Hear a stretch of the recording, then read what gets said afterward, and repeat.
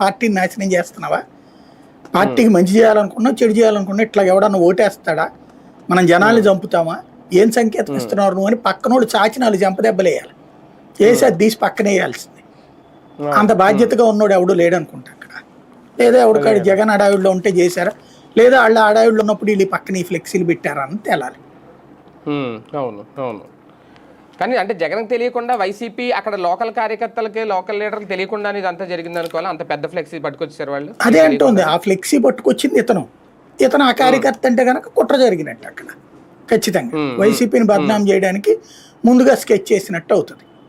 ఒకవేళ అతనికి సంబంధం లేదు అంటే కనుక ఆ పట్టుకున్న అతనిదే వీళ్ళు ఫోటో అది చూపెడుతోంది. ఆ పట్టుకున్న అతన్ని అరెస్ట్ చేశాక అతను తెలుగుదేశం కార్యకర్త అని చెప్పి వాళ్ళ కుటుంబ సభ్యులు ఐడి కార్డు అది పట్టుకురావడంతో ఈ విషయం ఇప్పుడు కొత్తగా మలుపులు తిరిగింది అనమాట. కాబట్టి అతను తెలుగుదేశం కార్యకర్త కాదని తెలుగుదేశం కాసేపట్లో ధృవీకరిస్తుంది. అట్ ద సేమ్ టైం అది వైసీపీ వాళ్ళు అయితే ఖచ్చితంగా వైసీపీ చేసిన తప్పే. అలాగే వైసీపీ అసలు ప్రభుత్వమైనా సరే ఇప్పుడు ప్రభుత్వం మీద నమ్మకం ఉండదు, ఇటు వైసీపీ చెప్పినా నమ్మకం ఉండదు. కాబట్టి ఎవరన్నా తటస్థ మీడియా ఇప్పుడు లేదనుకోండి, కాస్త ఇప్పటికీ ఆ TV9 NTVనే తటస్థ మీడియాగా పనిచేస్తున్నాయి.